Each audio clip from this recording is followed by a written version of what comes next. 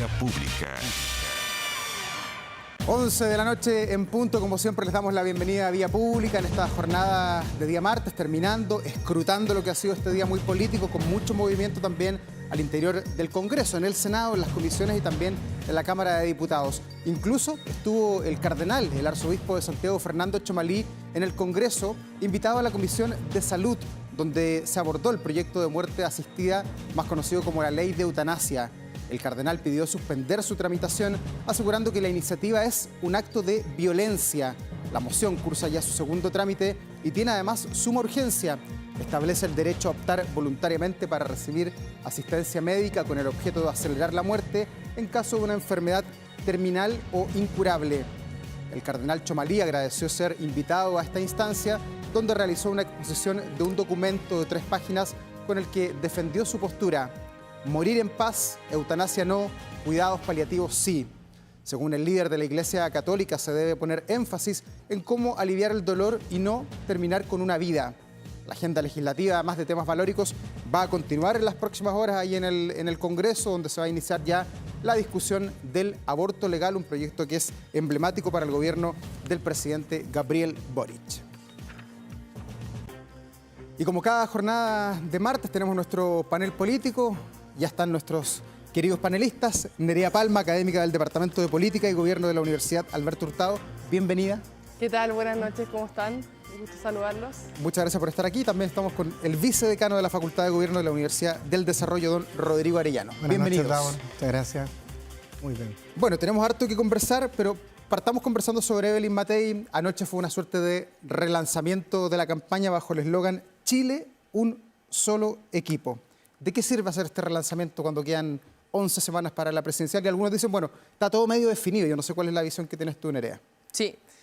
Bueno, lo que hemos visto a lo largo de esta campaña presidencial, que se ha sentido larga, en el sentido en que ha tenido muchas etapas, pareciera ser.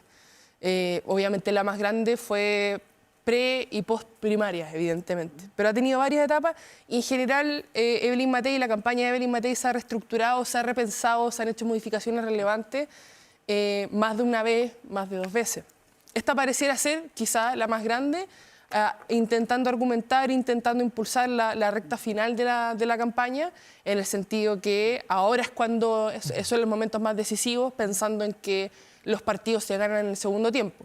Ahora pareciera ser como un rebranding de la campaña de Evelyn Matei, cambiando la paleta de colores, cambiando el eslogan, incorporando figuras del piñerismo, incorporando, como ya venían siendo la última semana, figuras de demócratas, de amarillo y del rechazo. Pareciera ser que Evelyn Matei, si bien todavía tiene frases que pueden complicar a José Antonio Kast y José Antonio Kast también tiene frases o argumentos en contra de lo que dice Matei y por lo tanto hay una disputa del electorado ahí, pareciera ser que Evelyn Matei también está girando, mirando hacia el centro político, sabiendo que es ahí donde tiene espacio para crecer, pensando, ¿cierto?, que José Antonio Kast no pareciera dar marcha atrás con respecto a la intención de voto, por lo menos que vemos hasta ahora. Rodrigo, ¿cómo ves este envión en la campaña de Evelyn Matei? Los últimos 100 metros ya están a la vista. La meta se ve ahí el 16 de noviembre. Quedan 76 días, 75 días para la primera vuelta. Si uno piensa que pasaba hace 75 días, da la sensación de que efectivamente todavía pueden pasar muchas cosas. Cuando hemos visto de estar en el primer lugar a estar en el tercero, Johannes Kaiser arriba de Kast arriba. O sea, ha pasado mucho en poco tiempo. Lo que nosotros conocemos como volatilidad electoral, cuando las personas han ido cambiándose de candidato y por lo tanto todavía queda margen quizás desde la perspectiva más bien de la teoría de que pueden pasar cosas. Ahora, un envión necesario, fue una campaña que llevaba mucho rato también con cierto alargamiento, estaba como una campaña cansada, con poca novedad, y la incorporación de amarillos demócratas en este bloque. Y en esa foto que estamos viendo. Claro, en esa foto ahí que están acompañándola, la senadora más Rincón. El piñerismo. Da sentido. En el fondo lo que voy es que hay un sentido de reflotar una campaña, de darle un envión, de sumar gente del piñerismo, además para tratar de contrastar la semana anterior que habían visto ministros y subsecretarios de gobierno del expresidente Piñera en la campaña José Antonio Kast, como también una señal frente a eso. En el fondo aquí están los equipos que de alguna otra forma, para bien o para mal, fueron parte del gobierno del expresidente Piñera. Entonces, tiene sentido y apela además a una lógica también que en un mundo normal debiese también ser permeable, que es el concepto de unidad, de equipo, de diálogo, de un solo Chile. Por lo tanto, hay que ver si esto logra calar un poco electoralmente, porque al final del día, más allá de lo que uno piense que debe ser la teoría normal, a veces el mundo y el país nuestro, que enfrenta un nivel de polarización un poquito más brutal de lo que estamos acostumbrados, a lo mejor tampoco prende. Entonces, pero sí lo veía como necesario para una campaña que llevaba mucho tiempo como sin despertar. Y eso... Pero no puede ser un riesgo acercarse tanto al piñerismo porque se ve rodeada de puras figuras de Sebastián Piñera, que es un gobierno que es reciente, pero un gobierno del pasado que afrontó problemas de hace 4 años. Hoy día Chile es absolutamente distinto y los ciudadanos probablemente van a exigir una mirada distinta para los problemas del 2026 en adelante. Sí, pero el gobierno, sobre todo después de la muerte del presidente Piñera, yo creo que su gobierno, su figura y su legado, a diferencia de otras cosas, ha envejecido bastante bien. O sea, hay una valoración en torno a sobre todo al tema de gestión, que es muy a la pandemia, a las vacunas, efectivamente, a la PGU, que está reflotando. Sí. Yo creo que están tratando de apelar a eso, a la reconstrucción, a la capacidad de equipos, de llevar adelante proyectos, que fue quizás el déficit político que tuvo el presidente Piñera, de alguna forma fue neteado quizás por la gestión que tuvo en distintos momentos. Yo creo que está apelando a eso, a ese recuerdo y a ese envejecimiento que desde la perspectiva, yo creo que de lo que hemos visto hay una buena percepción de lo que fue el gobierno del presidente Piñera con los años que han ido pasando. ¿Coincide, Nerea, un aporte estar cerca del piñerismo, estar ahí con la señora Cecilia Morel, con los hijos, con los exministros del núcleo de hierro del expresidente? Sí, a mí me parece que para el votante de derecha tradicional, que en general siempre ha votado por la derecha tradicional, es decir, partidos de derecha que vinieron desde la transición a la democracia hasta la fecha, evidentemente que le hace mucho sentido. Ahora bien, sí me parece peligroso en el afán de intentar buscar la mayor cantidad de votos, buscar hacia el centro político a personas que todavía no están decididas por quién votar, nombrar directamente, por ejemplo, a la Concertación, al piñerismo, pero no porque en general, no sé, nosotros que estamos analizando la política tengamos una visión necesariamente negativa de aquellos periodos, sino más bien estoy pensando en la ciudadanía que está desafecta de la política y que está, digamos, desafecta de los partidos políticos tradicionales que han venido gobernando desde la transición a la democracia hasta la fecha. Entonces, esta, por ejemplo, baja identificación partidaria, baja con la confianza en los partidos políticos, surgieron efectivamente en los periodos donde estaba gobernando lentamente, fue subiendo en los periodos de la Concertación y después cuando vinieron los gobiernos de Piñera. Entonces, hay una parte del electorado, y sobre todo estoy pensando en un electorado que vota con voto obligatorio, o sea, están obligados a votar. Asterisco, no sabemos qué va a pasar con eso, pero de momento están obligados a votar. Quizás no le hace tanto sentido hacer alusión a partidos políticos tradicionales que ya no tienen la confianza que tenían antes los ciudadanos en ellos. Puede que haya efectivamente, y esto es una pregunta más empírica que teórica, un clivaje anti-establishment que le pueda perjudicar a Evelyn Matei por hacer este punto. Pero evidentemente, como decía anteriormente, hay una parte del electorado que vota derecha tradicional que esto le hace pleno sentido. ¿Y qué pasó el fin de semana, Rodrigo? Porque ayer se notó un cambio también en las posiciones de muchas de las personas que acompañaron a Evelyn Matei. Hace una semana había muchos que decían, yo en segunda vuelta no sé si voto por Kast, no sé qué voy a hacer. Pero ayer a muchos de los que estaban ahí se les preguntó y todos dijeron sí.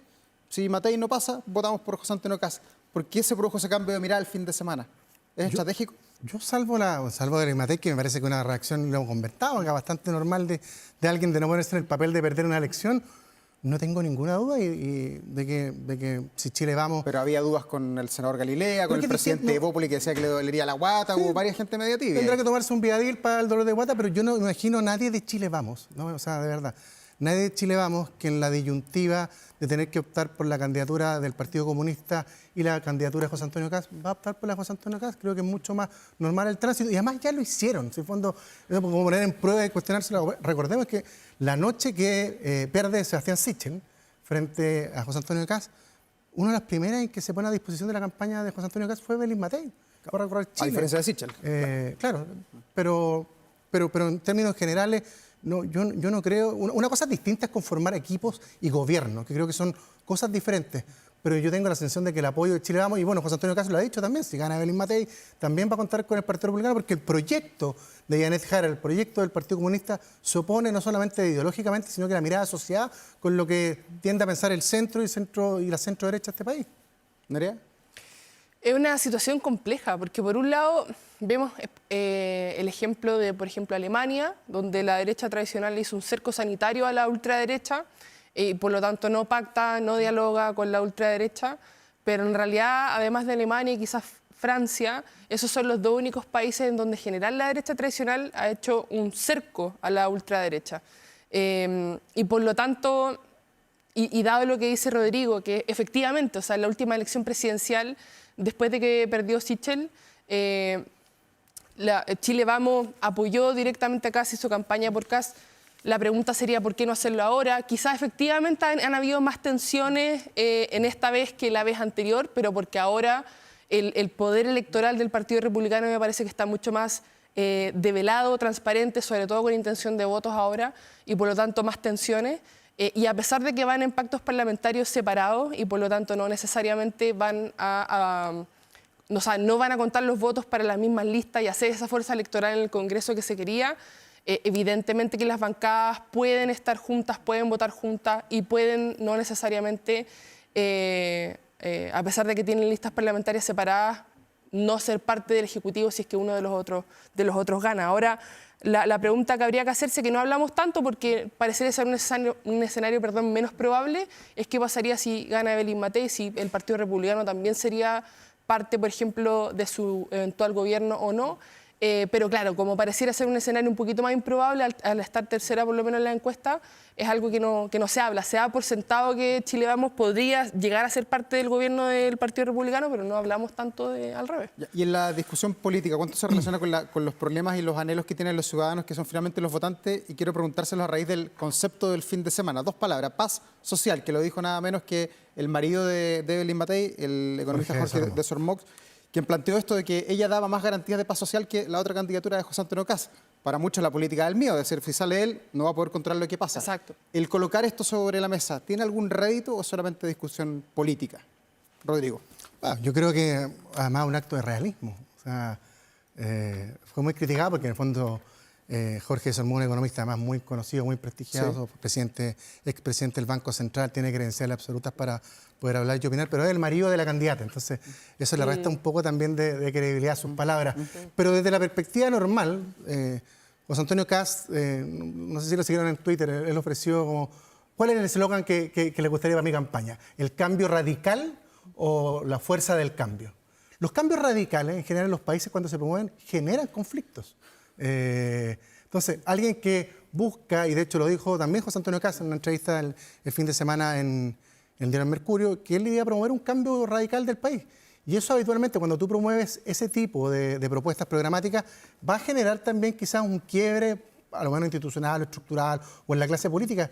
Y seguramente alguien que no promueve un cambio radical, que busca el consenso, el diálogo, que es más la propuesta de Evelyn Matei, que a algunos del Partido Republicano no les gusta mucho eso del diálogo y el consenso, pero el consenso genera mucho más estabilidad.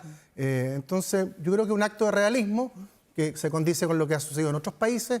Ahora, claro, está por parte del marido de la candidata, pero... Que es incumbente, claro. Que tiene un poquito de vínculo, sí, pero no se aleja de lo que puede ser efectivamente un escenario real político. Cuando tú ofreces quiebre o radicalismo, también tienes en el fondo, logras desarmar quizás un poco el artefacto político de la sociedad. Entonces, tiene sentido lo que dice él y efectivamente quizás es una de las virtudes que tiene Evelyn Matei, que promueve el diálogo, que ha tenido experiencia, que ha logrado consensos, cosa que todavía José Antonio Kast tiene que demostrar porque no ha tenido tampoco la pero vamos a ver cómo lo valora la ciudadanía eso, Rodrigo, porque acuérdate que para el estallido social una de las grandes críticas que se le hizo a Sebastián Piñera es que fue tibio en aquella noche donde tuvo que optar por el acuerdo por la paz o por sacar a los militares. Yo por eso dije, en la situación normal y en teoría los cambios radicales producen ese, pero fíjate que porque es súper bueno, reaccionaría más bueno tu comentario, porque de hecho el domingo también conocimos una encuesta de Criteria que las personas mayoritariamente están a favor de un cambio radical. Entonces, José Antonio Kast como que está leyendo justamente lo que se está buscando, pero habitualmente lo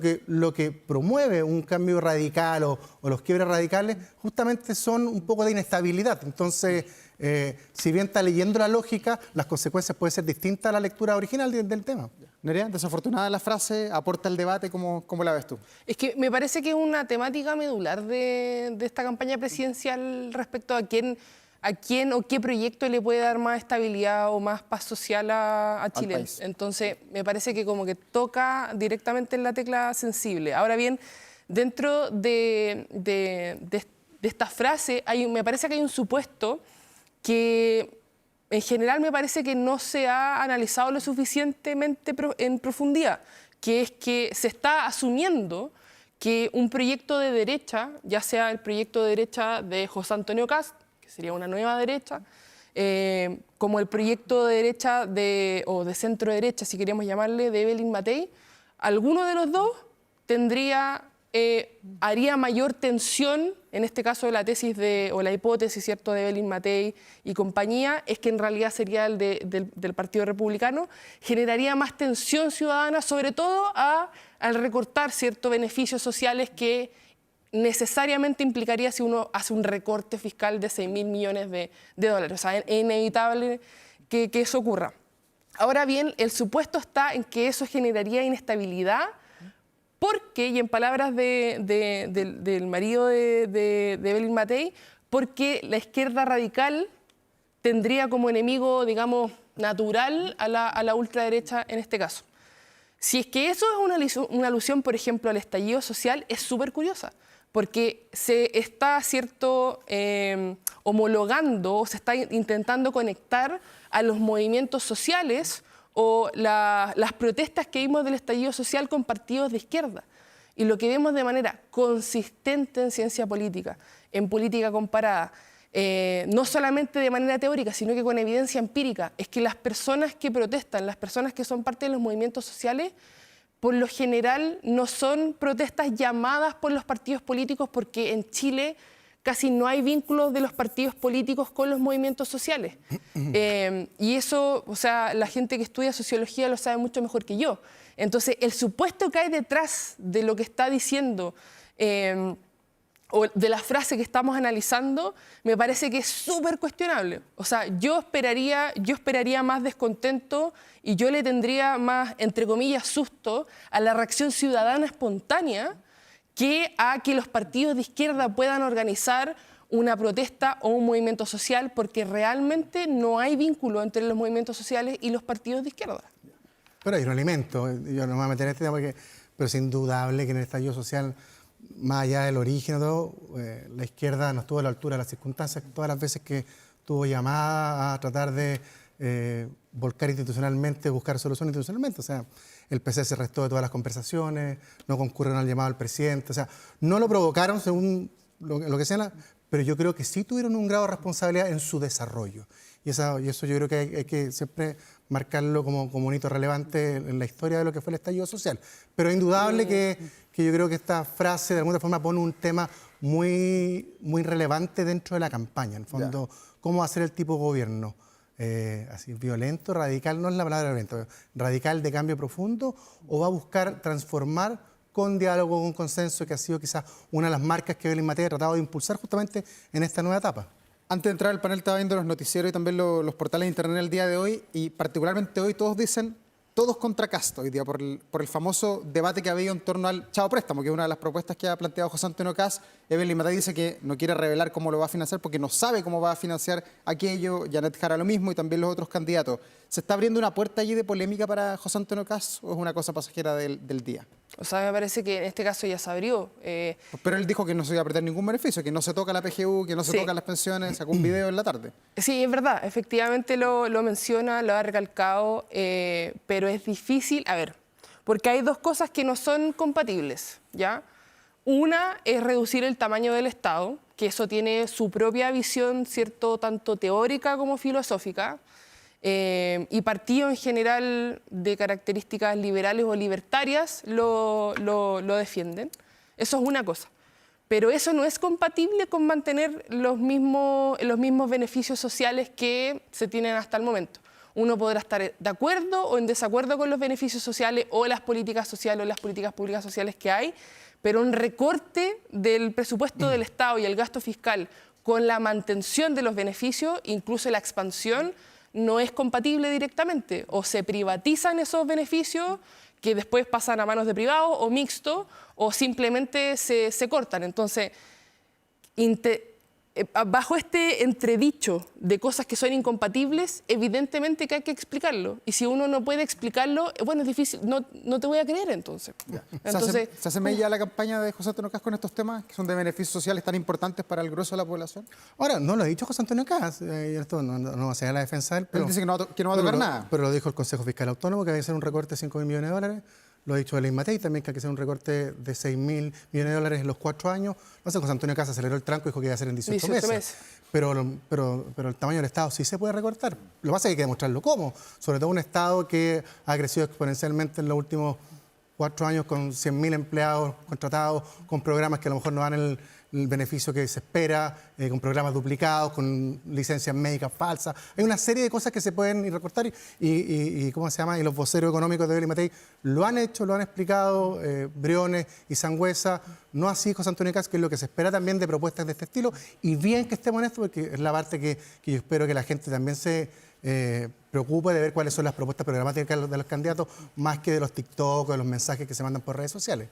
Hablemos del oficialismo, campaña de Janet Jara. ¿Partió mejor esta semana? ¿Se superaron todos los problemas, las fricciones que hubo con el Partido Comunista o sigue estando la tensión allí en el centro de la campaña? O sea, por lo menos de lo que supimos de la reunión que tuvo el oficialismo con la candidata oficialista, pareciera ser que las tensiones se limaron. Pero salió hoy día el hijo de Lautaro Carmona otra vez a hablar, dijo que eran conservadores los ministros de Hacienda, Marcel y Valdés, y además, de la presidenta Bachelet. Y además, me parece que yendo un poquito antes de lo que mencionó el hijo de Lautaro Carmona, este discurso, por ejemplo, que vimos por parte de la presidenta del Partido Socialista diciendo que en realidad Carmona no ha dañado la campaña de Janet Jara, me parece que en el fondo es intentar tapar el sol con un dedo, que en el fondo es intentar mantener unido al oficialismo en base a una candidatura. Y tú dices que el daño está hecho ya. Cuando el daño ya está hecho y cuando lo que estamos viendo en paralelo con Jadwe es que también se está haciendo daño a la campaña de Janet Jara, obviamente no desde la visión comunista, pero la misma candidata del Partido Comunista dijo que ella hubiese preferido que Daniel Jadwe se hubiese concentrado en su defensa. Entonces, tenemos un intento de acuerdo por el parte del oficialismo donde dicen que incluso Carmona no dañó la campaña, el daño ya está hecho, Jadwe sigue siendo candidato. Más encima ahora se nos agrega, ¿cierto?, los dichos del hijo de Carmona. Entonces, pareciera ser que tras bambalinas no hubiese como un ánimo de estar todos detrás de la campaña de la misma manera, pero por fuera obviamente que la vista tiene que ser, estamos todos detrás y nadie ha dañado en realidad la campaña. ¿Coincides con ese diagnóstico, que siguen los problemas a pesar de que el tiempo avanza y muy rápido? El hijo de Carmona, que fue además el articulador y mentor del primer programa de la candidata presidencial. La frase que dijo hoy día es el nivel de conservadurismo que para tratar el gasto público. De eso habló. Sí, efectivamente, porque además él promovía un modelo económico diferente. Claro. Recordemos que él fue el ideólogo del primer programa de Janet Jara. De las primarias. Yo la verdad que veo que mientras esté el PC en un rol muy relevante en su campaña, va a ser una campaña tensionada constantemente. Y lamentablemente el PC es el partido de la candidata presidencial. Mientras esté Daniel Jadwe en la lista de candidatos a diputados y ver si saca la foto o no, va a haber una tensión presente. Mientras Lautaro Carmona saque cálculos electorales que le conviene probablemente fortalecer la ideología del PC versus las otras, va a haber una constante tensión entre Janet Jara, el socialismo democrático y ellos. Entonces, creo que solamente estamos viviendo una especie como luna miel después de la empanada y el vino tinto que hubo en la comida del domingo pasado entre los jefes de los partidos de la coalición de Janet Jara. Pero creo que esta tensión que tiene el PC, Lautaro Carmona particularmente, con la candidatura de Janet Jara va a estar presente durante toda la campaña, porque yo creo que los cálculos que está haciendo Lautaro Carmona... A menos que Jadwe quede descalificado, porque ya todavía hay un recurso eventualmente que lo podría dejar fuera de la elección. Le puede quitar un poco de presión, pero yo creo que el cálculo de Lautaro Carmona va más allá de la candidatura de Jadwe. Va con la perspectiva del PC del futuro, del liderazgo, de quién va de alguna otra forma tener el posicionamiento del partido en los próximos 4 o 8 años, y eso se va a confrontar con el rol que puede tener Janet Jara si es que tiene una votación extraordinaria, y yo creo que Lautaro Carmona está pensando mucho más en el futuro del PC que en la inmediatez del 16 de noviembre, perdón, de la primera vuelta, y eso se ha notado. estamos viendo una especie de luna miel, pero yo creo que va a seguir presente. Mientras esté el PC tratando de tener un rol relevante, Janet Jara va a tener una complejidad, porque al final del día el Partido Comunista, que no lo había sido, se ha transformado en una especie de mochila para ella. Nerea, ¿y ha sido una buena decisión de la candidata de recorrer Chile y no estar tan presente como los otros candidatos en el debate? Igual ella envía sus declaraciones, trata de estar presente desde diferentes regiones, pero el no estar en Santiago, donde está el grueso de la población, ¿le ha mermado su popularidad, su participación en los debates públicos? O sea, por lo menos de lo que sabemos de cómo le va a los partidos según región, comuna, por lo general en las grandes urbes a la izquierda, al Partido Comunista le va bien, ¿ya? Entonces, desde ese punto de vista, concentrarse quizás en regiones, en lugares donde a la izquierda o al oficialismo está más débil, puede ser visto como de manera positiva. Además, lo que mencionábamos en otras oportunidades, que en general como una campaña tan masiva, porque el voto es obligatorio y la inscripción es automática, o tiene el potencial de ser muy masiva, porque vamos a ver qué pasa, las estrategias para llegar a las personas tienen que ser diferentes. O sea, en los debates, y esto de nuevo, hay evidencia empírica al respecto, los debates los ven personas que están más interesadas en las políticas y ya tienen decidido su voto. Entonces, quizás, y esto obviamente en desmedro de lo que uno quisiera, del querer ser, del deber ser, el reel o el video de TikTok, obviamente que es mucho más masivo, mucho más corto, mucho más rápido, que estar sentado mirando un debate de 1 hora y media respecto de cada posición de cada candidato. Entonces, hay que pensar en eso también cuando se hace una campaña política, y por lo menos lo que vemos en la encuesta no le ha dañado a Janet Jara. Rodrigo, ¿cómo has observado los otros candidatos, de los que no hemos conversado hoy día, que también van a estar en la papeleta? Franco Parisi, por ejemplo, ¿su irrupción ha sido disruptiva? ¿Ha remecido el tablero? ¿Marco Enrique lo mismo? ¿Harold May Nichols también? Lo que dicen los números es que no. Que no. O sea, yo creo que el Pero fenómeno están en el Parisi, debate, ya han estado en este sí, noticiero. ya han estado, han aparecido, ya están inscritos, todavía no logran despegar, ninguno ha logrado acercarse, salvo Franco Parisi en la academia hace un par de semanas atrás. Pero tengo la impresión de que en esta elección, de características muy polarizadas, los candidatos más pequeños tienden a ser casi cercanos a cero, a desaparecer. En el fondo, van a tener un rol relevante en los debates, van a aparecer, pero todavía no logran entregar una oferta programática, yo creo que pueda romper y transformarse en un fenómeno. Más allá, además son conocidos. Pero Parisi, por ejemplo, podría ganarle nuevamente al candidato de Chile Vamos, como lo hizo ya en la elección anterior, que dejó atrás a Sebastián Sichel. Franco Parisi tuvo su momento, tuvo un resultado muy importante en la elección pasada, tuvo una lista parlamentaria con buen resultado, lista parlamentaria que hoy no existe y que yo creo que ese recuerdo del Partido de la Gente, que prácticamente ha desaparecido en el Congreso, que desapareció en el Congreso, le va a costar, porque al final la gente, más allá de que votó por él, y probablemente mucha de esa gente que votó por él vuelva a repetir, porque hay cierta habitualidad en la forma como uno se comporta electoralmente, si vota o no vota, si vota por un candidato. Creo que a Franco Parisi le va a pasar la cuenta el fracaso de su partido dentro del Congreso Nacional. ¿Lo ves así de débil también? ¿Coincides con Rodrigo? Yo creo que todavía tiene potencial para crecer, o sea, sobre todo desde el discurso de las élites políticas corruptas, ¿cierto? Es decir, la narrativa populista que siempre ha caracterizado desde la primera elección presidencial a Parisi. Yo creo que eso es en el fondo pasto seco para echarle benzina y que prenda, o sea, tiene potencial para crecer. Me parece que también otras candidaturas han crecido en ese sentido, o sea, esto por ejemplo, del recorte del gasto público, en el caso de José Antonio Kast, pensando en que hay que recortar la grasa del Estado y ojalá, ¿cierto?, que menos personas trabajen para el Estado porque las personas que trabajan para el Estado son corruptas, etcétera, etcétera. Ese tipo de narrativa también es populista. Entonces, personas que esa lógica le hace sentido, quizás hoy día no le hace tanto sentido votar por Parisi, que tiene menos oportunidades, sino que votar por un candidato que queda primero en las encuestas, que en este caso es José Antonio Kast. ¿Se ha respetado la presidencia del gobierno, desde el gobierno del presidente Gabriel Boric en esta carrera electoral?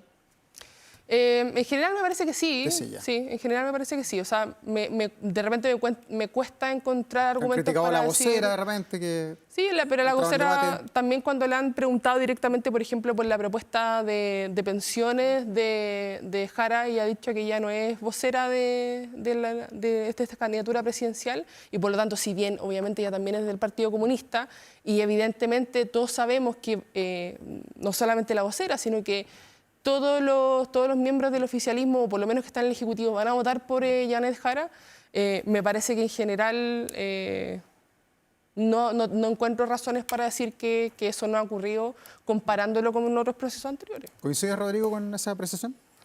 No, No coincide.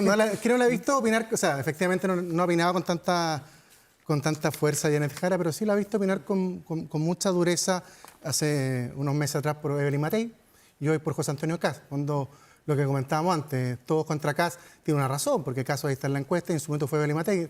Creo que parte importante del gobierno, partiendo por la vocera, dedican más tiempo a criticar las campañas de la oposición que gobernar o preocuparse de lo que está pasando en el país. Me encantaría que quizás ordenara más a sus parlamentarios para que, por ejemplo, aprueben la multa para el voto obligatorio que hoy se rechazó por los votos oficialistas. Creo que es una falta grave al mandato constitucional y a lo que esperamos nosotros. Entonces, opinan más de los candidatos de oposición que del gobernar o de la candidata Janet Jara. Entonces, creo que está el límite de la presidencia, pero eso lo determinará la ciudadanía también y la Contralora en su minuto. Queda mucho todavía. Rodrigo, Nerea, muchas gracias por estar aquí, como siempre. Muchas gracias. Muchas Que vaya muy gracias. bien. Buenas noches. Una conversación interesante sobre este libro que ha sido un éxito en ventas, que está en todas las librerías del país. Somos tontos hasta las 12. ¿Les suena esa frase? Corrupción en Chile. Autor Carlos Gajardo, abogado, exfiscal, que está con nosotros. Bienvenido, Carlos. Gracias por venir. Muchas gracias, Davor, por la invitación a conversar de este libro. Bueno, el libro cuenta muchos de los casos emblemáticos que ya vamos a hablar de aquello, pero quiero partir además con lo que es la biografía que tú la expones acá en el libro. ¿Cómo un puntaje nacional de matemáticas termina metido en este mundo del derecho como fiscal tan duro en el país? Es una cosa poco usual, ¿no? Porque en general a los abogados no les gustan mucho las matemáticas, no se entienden Sí, mucho po. con los números. Más humanista. Son más humanistas, por supuesto. No, yo tuve siempre mucha facilidad para las matemáticas y pienso que quizás en tiempos más normales habría estudiado algo así como ingeniería, ¿no? Pero a mí me tocó vivir en todo el tiempo de la dictadura y por lo tanto el tema de la justicia, de tratar de buscar un mejor país fue un tema muy presente en mí y en mi familia y fue lo que me motivó a estudiar Derecho. Antes de llegar al caso Penta, que es quizás el epítome de lo que ha sido la corrupción en nuestro país, que sirvió además para tirar varias hebras en otros casos, ¿qué significaron para ti los otros casos mediáticos donde de alguna manera irrumpiste en la escena? Sí. El caso de La Quintrala, uno de los primeros sicariatos en el país, el caso Fragatas, que tenía que ver con corrupción de la Armada y otros. Mira, yo agradezco que en eso mi vinculación con la prensa haya sido bien progresiva, ¿no? Porque como cuento en el libro, yo partí como fiscal en regiones, primero en Molina, una comuna muy chiquitita, después en Curicó, una ciudad más grande, por supuesto, y ahí ya comienzas a tener vinculación con la prensa por los casos locales que te van tocando permanentemente. Llegar a Santiago fueron, obviamente, palabras mayores. Mi nombramiento inicial es en la Fiscalía Oriente y el año 2008, uno de los casos que más me marcó como profesionalmente en la carrera, por lo que significó como desafío profesional, pero también en lo humano, fue el caso de María del Pilar Pérez, un caso aquí justamente en la comuna de Providencia, que parte como un crimen más o menos normal, que termina mostrando una trama que había sido muy difícil de prever y que consecuencialmente trajo la mirada también de la ciudadanía y por lo tanto de los medios. Pero me refiero a que hubo una progresiva interacción con los medios de comunicación que yo creo que fue útil en mi trabajo de fiscal porque me permitió estar más preparado a lo que son justamente la vinculación con los medios. Ya, pero el fiscal Gajardo, como mucha gente te conoce todavía, a pesar de no estar en el Ministerio Público, como personaje, como fiscal Gajardo, aparece a partir del caso Penta. Sí. ¿Cómo llegas al caso Penta? ¿Cómo cae en tus manos esa investigación que se mete con el poder, que se mete con la política, que es pura corrupción? Varias cosas que decir ahí. Lo primero, fueron un montón de casualidades las que nos llevaron a descubrir este caso de corrupción en la política bastante transversal. No fue un caso que se me asignara, ¿no? Yo había comenzado a ser fiscal en Providencia y Ñuñoa, comencé a investigar casos de corrupción, sobre todo a partir del año 2010, cuando asumo la jefatura de dicha fiscalía y entonces puedo autoasignarme los casos de corrupción.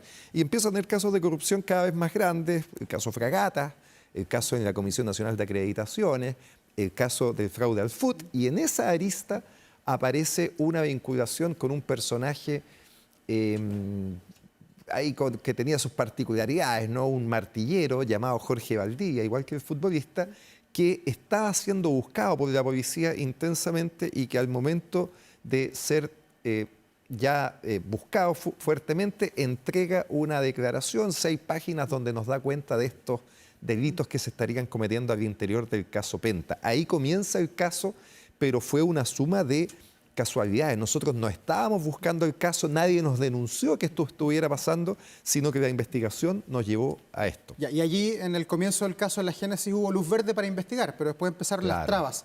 ¿Cuándo empezaron los problemas? ¿Cuándo empezaron las piedras al interior del propio Ministerio Público? En general, cada vez que teníamos una investigación, la política en el Ministerio Público era caiga quien caiga, ¿no es cierto? Hay que investigar hasta que se llegue hasta el final. Y yo diría que en el caso Penta no tuvimos inconvenientes porque, después lo miro retrospectivamente, era un caso que básicamente involucraba a políticos de centro derecha en un momento en que gobernaba la centro izquierda en el país.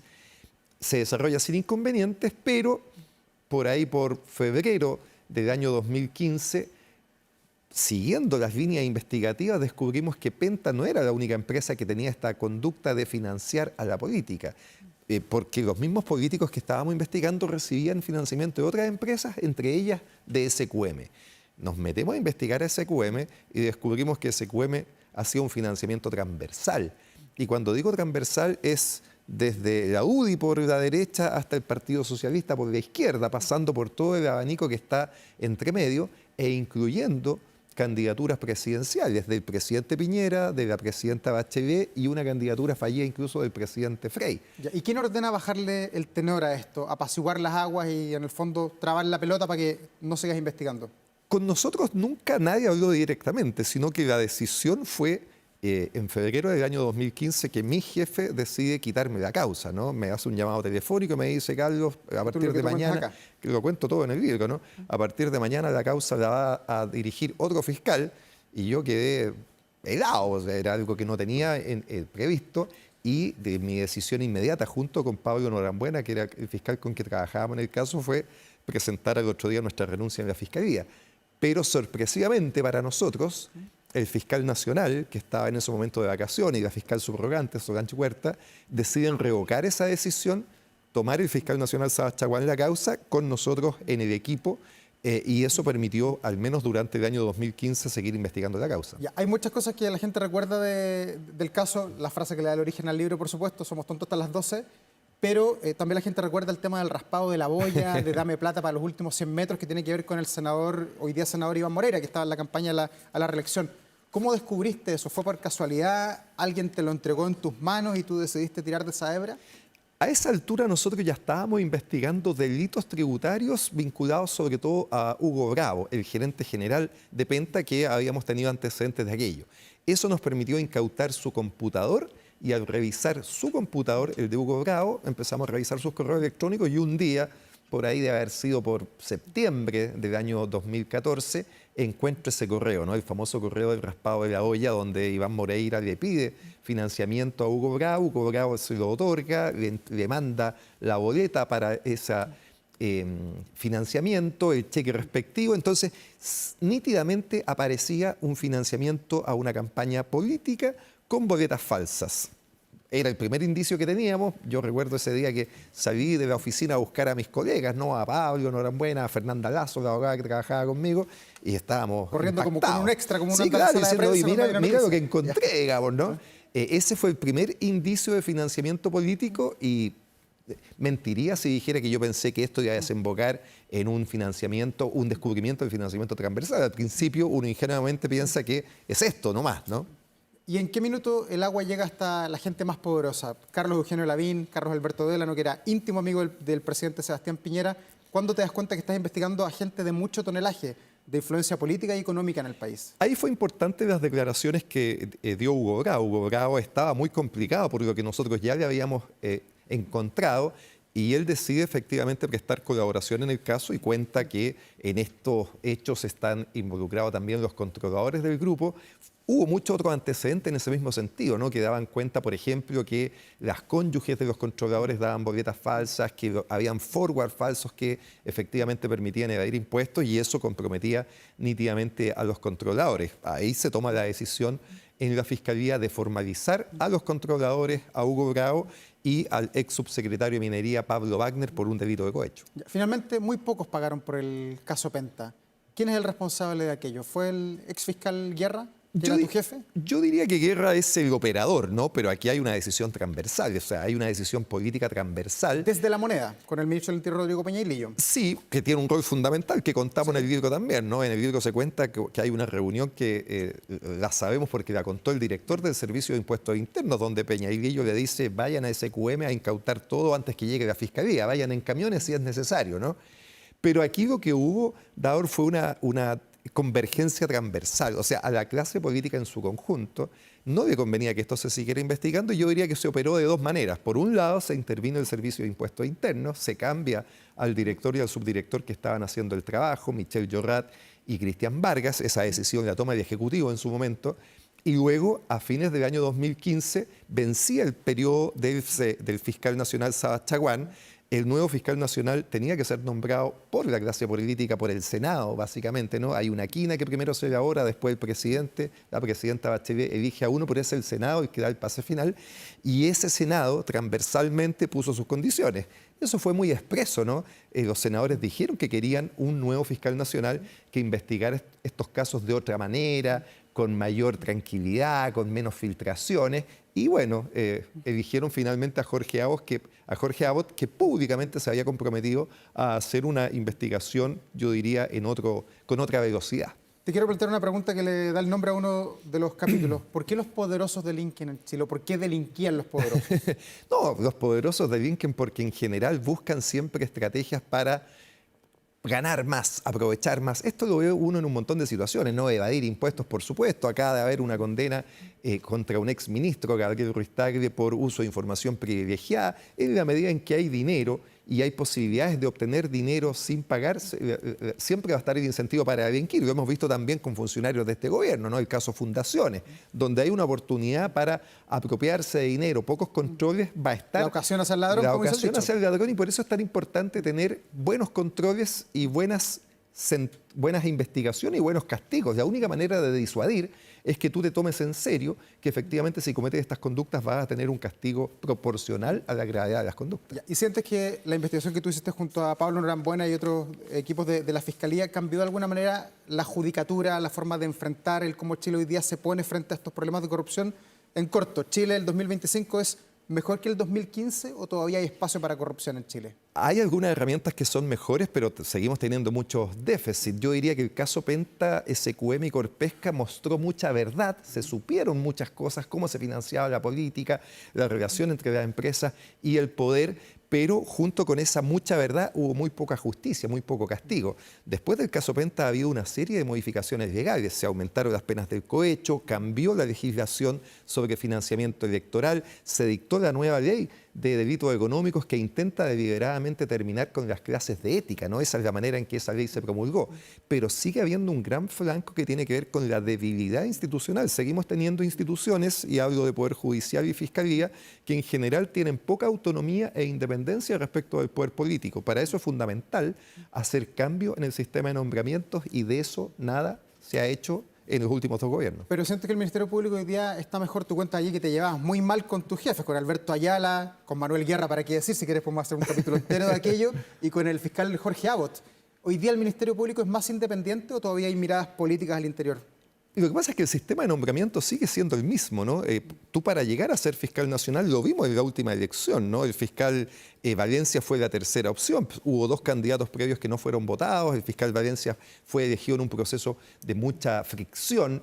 Y yo creo que el Ministerio Público tiene que probar esa independencia. Tiene un montón de casos donde puede hacerlo, ¿no? Está el caso Hermosilla, está pendiente qué va a pasar con Guerra, con Chadwick, con los ministros Ángela Vivanco, Antonio Ulloa, Verónica Sabaj. Están los casos convenios con un montón de políticos involucrados, ¿no? Entonces, la Fiscalía tiene que demostrar efectivamente su independencia y su autonomía, y el Poder Judicial también. Eso es un veremos, es una situación que creo que permanentemente hay que estar analizando, porque el sistema sigue teniendo este ripio que le impide tener autonomía e independencia. Después de investigar el caso Penta, renunciar a la Fiscalía, ¿cuánto te impactó en el último año o en el último año y medio conocer el caso Audio, que tiene como protagonista a Manuel Guerra y a Luis Hermosilla, donde se revelaron muchos antecedentes, correos que te involucraban a ti, con puro pelambre finalmente.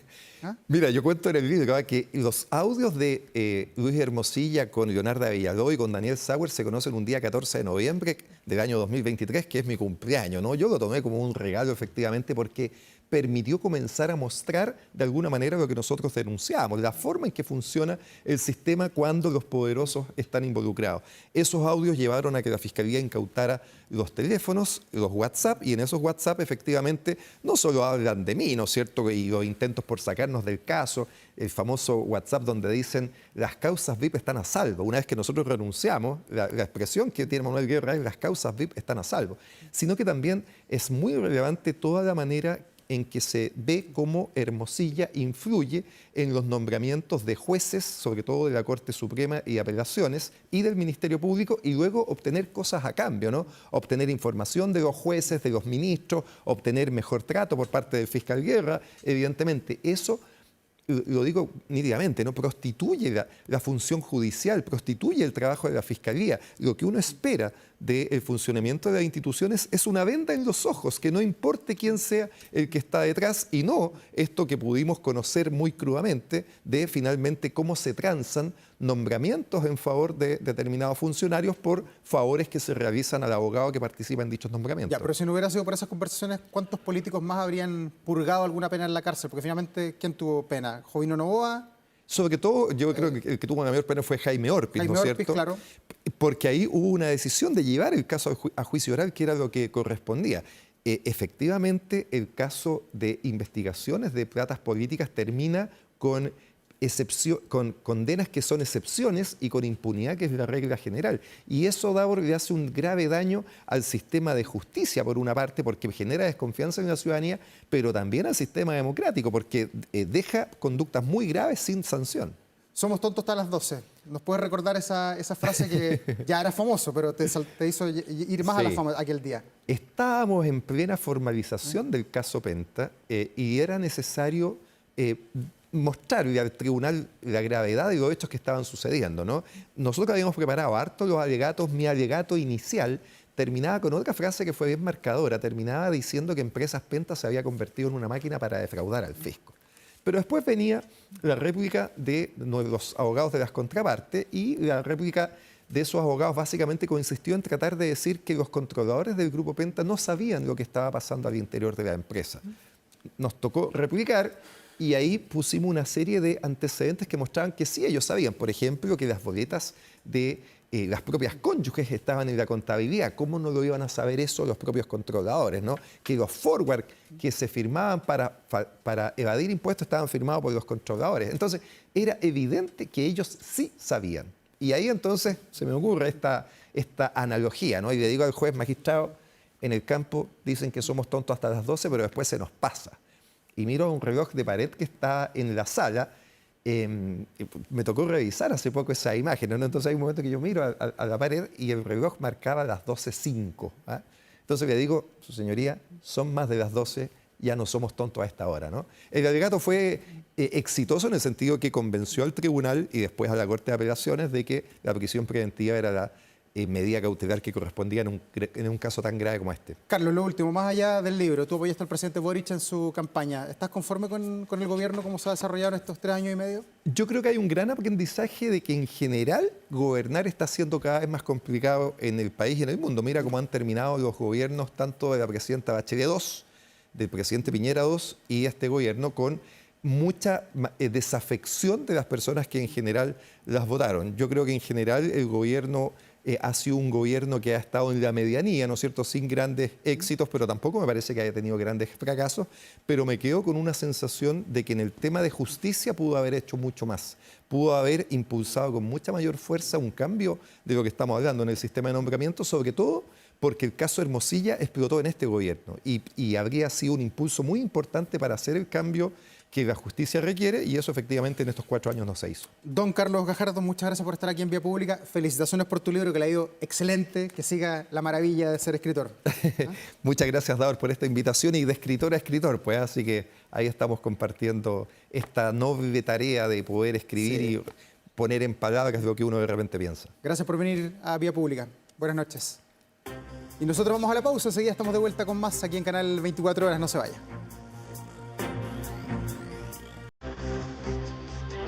11 de la noche con 57 minutos, estamos de vuelta en esta vía pública. Han estado muy interesantes las conversaciones. Recién potente la conversa con el ex fiscal Carlos Gajardo sobre su libro Somos tontos a las 12, pero también ahondando un poco más sobre la corrupción en el país, que la han tratado de expulsar, pero todavía vemos que sigue muy presente en algunos casos que son muy mediáticos además. Pero veamos las noticias que se publican a esta hora en 24horas.cl. Estamos en Onda 18. Uno ya ve que va al supermercado, a los centros comerciales, está lleno de banderitas porque estos son los temas obviamente de las fiestas patrias. Las empanadas, la mejor chicha, el aguinaldo. Se plantea aquí la pregunta, ¿es obligatorio en fiestas patrias en el sector privado? A puertas del 18, los trabajadores del mundo privado se preguntan cuáles son sus derechos en términos del aguinaldo. ¿Es para todos? ¿Hay un monto mínimo, un monto máximo? Bueno, todas esas dudas que usted puede tener están resueltas ahí en la publicación de 24horas.cl. Hablemos de las temperaturas. Hoy día estuvo helado en Santiago. Los que son capitalinos me van a entender porque hubo una bruma muy persistente durante todo el día martes aquí en Santiago. Mañana el sol aparece, pero bastante tibio, 17 grados, y ya hacia el fin de semana las temperaturas se van a mantener más o menos estables en estos primeros días de septiembre, donde además comenzamos a despedir el invierno, que fue muy benevolente. Ahí haremos el balance final en un par de días más. Pero mientras yo hablo, usted escucha a un cantante que es muy querido en Chile, ha venido un montón de veces, incluso aquella noche del 27F, nos referimos a Ricardo Arjona, por supuesto, que vuelve a pisar suelo chileno con 2 conciertos para el año 2026 en el marco de su gira Lo que el Seco no dijo. Será nuevamente en el Movistar Arena quien lo reciba entre el 5 y el 7 de junio, en lo que será su presentación número 33 en ese recinto, una cifra que lo consagra además como uno de los artistas más populares. En el 2023, cuando presentó su tour Blanco y Negro en el Estadio Bicentenario de la Florida, el artista anunció su retiro de la música debido a un problema de salud. Pero bueno, ahí está de regreso. La venta de entradas va a comenzar el próximo 12 de septiembre con una venta exclusiva por 48 horas. Luego comenzará la venta ya a través de Punto Tic. Me gusta mucho Arjona, son buenas sus canciones, algunas son bastante reflexivas. De seguro va a estar lleno, así que hay que apurarse si es que alguien quiere ir a este concierto. A ustedes, como siempre, muchas gracias por acompañarnos en este Vía Pública. Que tengan un buen descanso y nosotros nos reencontramos mañana a las 11 de la noche aquí en Canal 24 Horas. Chao, chao.